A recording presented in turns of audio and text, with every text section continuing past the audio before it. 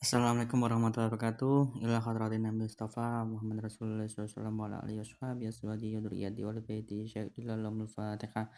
A'udzu billahi minasyaitonir rajim. Bismillahirrahmanirrahim. Alhamdulillahirabbil alamin. Arrahmanir rahim. Maliki yaumiddin. Iyyaka na'budu wa iyyaka nasta'in. Ihdinas siratal mustaqim. Siratal ladzina an'amta 'alaihim ghairil maghdubi 'alaihim waladdallin. Amin. Ila hadratil Syekh Al-Imam Al-Arif billahi ta'ala Zainuddin Iqtidal Islam bi Hamid Muhammad bin Muhammad Al-Ghazali Yatusiqa tasawwurul khaw wa nawara darikhaw wa nafa'ana wal muslimin bi ulumi amin al-Fatihah. A'udzu billahi minasyaitonir rajim. Bismillahirrahmanirrahim. Alhamdulillahi rabbil alamin arrahmanir rahim maliki yaumiddin. Iyyaka na'budu wa iyyaka nasta'in. Ihdinas siratal mustaqim. Siratal ladzina an'amta 'alaihim ghairil maghdubi 'alaihim waladdallin. Amin.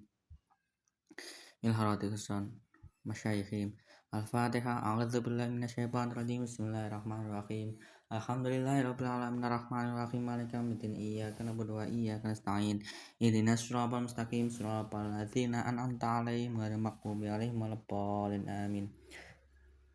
Al-Fatihah. A'udzu billahi minasyaitonir rajim. Bismillahirrahmanirrahim.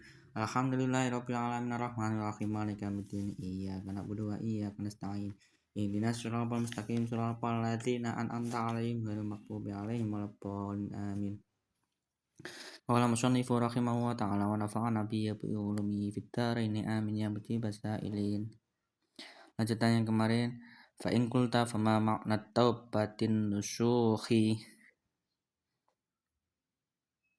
wa ma hattuha wa ma yanbaghi lil 'abdi ay yaf'alahu hatta yakhruja minadz dzunubi kulliha fa aqulu amma taubatu fa inna sa'a min masail qalbi wa ya inda takhshili fi qaulil ulama'i radhiyallahu anhum tanzihul qalbi anidz dzunubi. Qala syekhuna rahimahullah fi hattit taubati annahu tarku ikhtiyari dzambin sabaqa mithluhu anhu manzilatan la surata ta'ziman lillahi ta'ala wa qadran min sukhti falaha idza arba'ati syara fi falaha idzan arba'atu syara'ibi ahaduha tarku ikhtiyari dzambi wa huwa ay wabbina qalbahu wa yujarrida azmahu ala annahu la ya'udu ila dzanbi albatata fa amma in taraka dzanba fi nafsihi annahu rubbama ya'udu ilaihi aw la ya'zimu ala dzalika bal yataraddadu fa innahu rubbama yaqa'u lahu al-'audu fa innahu mumtani'un 'anidz dzambi ghairu ta'ibin minhu. Watsaniyatu ay yatuba min dzambin qad sabaqa anhu mithluhu id law lam yasbiq anhu mithluhu lakin muttaqiyan ghairu ta'ibin ala tara annahu yasihhul qawlu bi annan nabi. Langsung saya jelaskan. Maka tatkala kamu mengucapkan, kata musannif, apa makna taubat yang murni, taubat nasuha? Apa batasannya? Apa yang diharuskan bagi hamba untuk mengerjakannya hingga keluar dari beberapa dosa, daripada melakukan beberapa maksiat dan dosa? Apa sih taubat nasuha itu? Apa batasan-batasannya dan apa yang harus dikerjakan? Fa'aqulu, maka aku berkata bahwasanya taubat nasuha itu adalah pekerjaan yang terdiri dari pekerjaan hati. Kenapa kok dikatakan sedemikian itu? Karena apa? Karena pekerjaan hati itu akan menghasilkan nantinya pada taubat nasuha. Pada kaulnya ulama radhiyallahu anhum, maksudnya adalah membersihkan hati daripada dosa. Jikalau hati itu sudah bersih,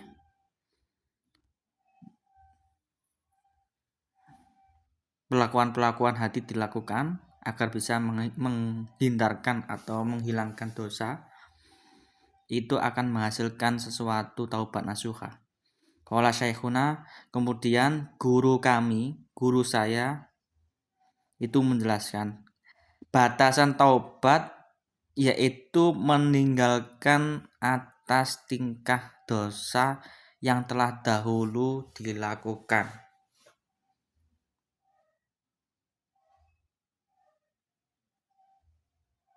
Yang terjadi sama tempat, waktu, keadaan, dan apapun itu sama. Tanpa ada bentuk sama sekali jika nantinya dilakukan. Berarti harus tidak dilakukan. Dikarenakan mengagungkan kepada Allah, dikarenakan takut dari marahnya Allah, maka sedemikian perkataan guru kami itu ada 4 syarat.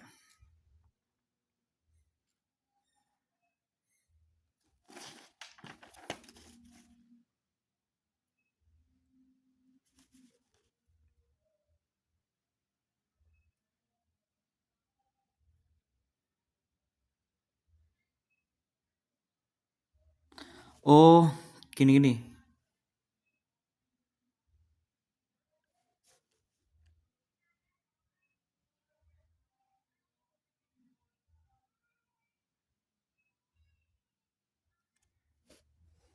Di kitab dulu itu manjilan surotan. Jadi dalam bentuk tempat dan bentuknya, gambarnya itu sama. Jadi tidak sampai meninjau kesalahan dosa itu lagi. Misalnya dosa pembunuhan tapi tidak sampai membunuh lagi. Itu taubat nasuha. Taubat yang bersih, hatinya sudah hilang daripada dosa.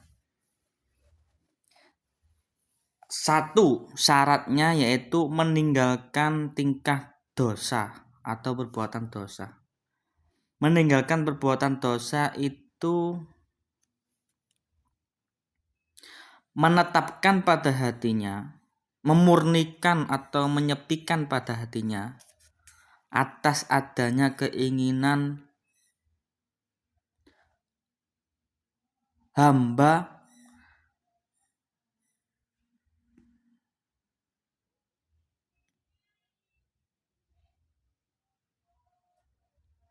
bahwasanya hamba itu tidak akan kembali lagi pada perbuatan dosa itu secara pasti, bahwasanya aku tidak akan kembali ke dosa itu, hati aku tidak akan mengarah ke situ lagi, dan kesengajaanku, kehendakku tidak akan ramai, tidak akan mau terus untuk menghadap dosa itu namanya taubat yang murni secara pasti.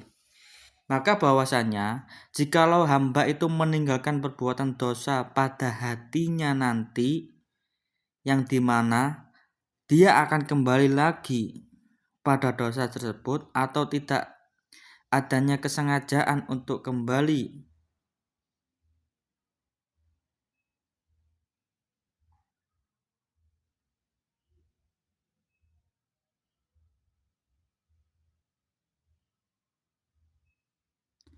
Maka jikalau hamba itu meninggalkan dosa tersebut dan di dalam hatinya masih ada keinginan untuk kembali atau tidak adanya kesengajaan untuk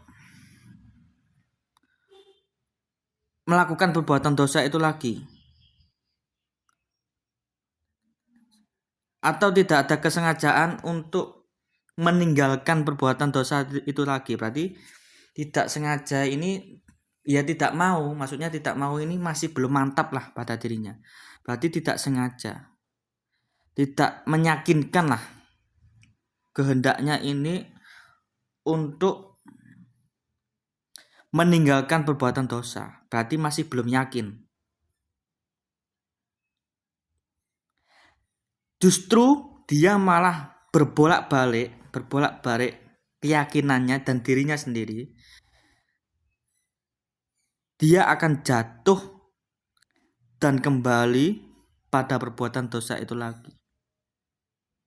Maka hamba ini itu tercegah daripada dosa, tapi bukan menjadi orang yang bertaubat. benar dia tercegah daripada dosa, tapi dia bukan menjadi orang yang bertaubat. Kenapa? Karena dia sudah meninggalkan dosa, hatinya ini masih ada keinginan untuk kembali, masih ada rasa untuk meletakkan kembali, atau masih ada rasa ketidakkesengajaan untuk meninggalkan perbuatan dosa. Dan dia selalu berwira-wiri atau hatinya itu naik turun untuk tidak bisa secara pasti untuk meninggalkan perbuatan dosa ini. Dan dia maka sesungguhnya hamba ini sudah berapa banyak dia jatuh dan kembali pada dosa itu. Maka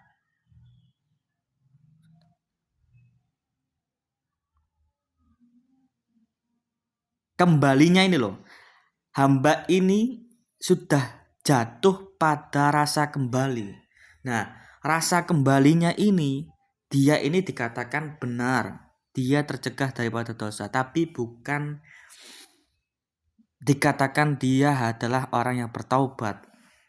Kenapa juga sedemikian itu? Dia ada rasa masih ingin kembali. Rasa kembalinya ini belum bersih. Hatinya ini loh, hatinya benar perilakunya sudah menjauh, tapi hatinya ingin berwira-wiri naik turun untuk kembali lagi ke situ.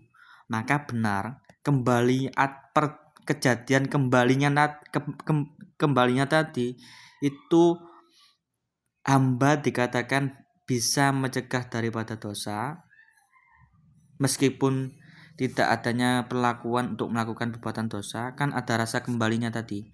Dia dikatakan bukan menjadi orang yang bertaubat karena ada rasa kembalinya hati tadi.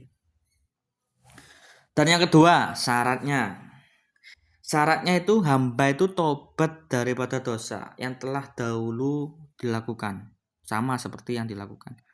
Karena apa? Karena jikalau dahulu tadi tidak bisa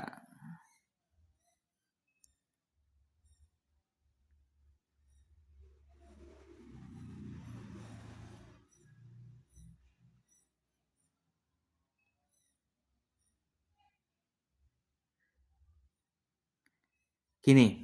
Dan yang kedua syaratnya adalah hamba itu harus taubat daripada dosa yang telah dia lakukan masa dahulu. Jikalau perbuatan yang telah sama itu tidak akan terjadi, maka dia benar menjadi orang yang menjauh, tapi bukan orang yang bertaubat. Maksudnya gimana? Dia sudah melakukan pembunuhan, langsung dia bertaubat, tapi jika perbuatan pembunuhan itu tidak akan terjadi, maka dia bukan dikatakan orang yang bertobat. Justru dia dikatakan menjadi orang yang akan menjauhi perkara saja.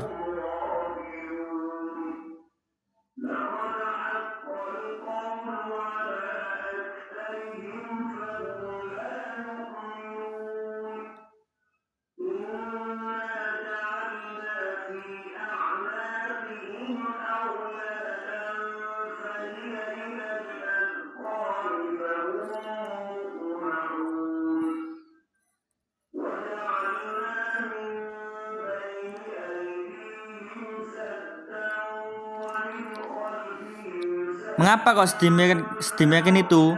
Dijawab, ala taro annahu yasihhu alqaulu bi anna nabi.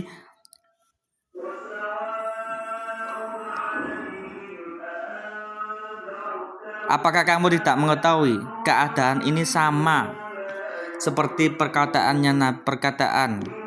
yang dimana Nabi menyebutkan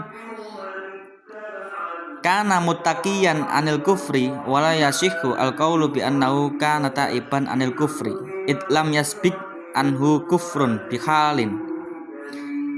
Nabi itu adalah orang yang menjauhi daripada orang kafir, dan perkataan tadi tidak akan sah jika nabi itu menjadi orang yang bertaubat daripada kafir.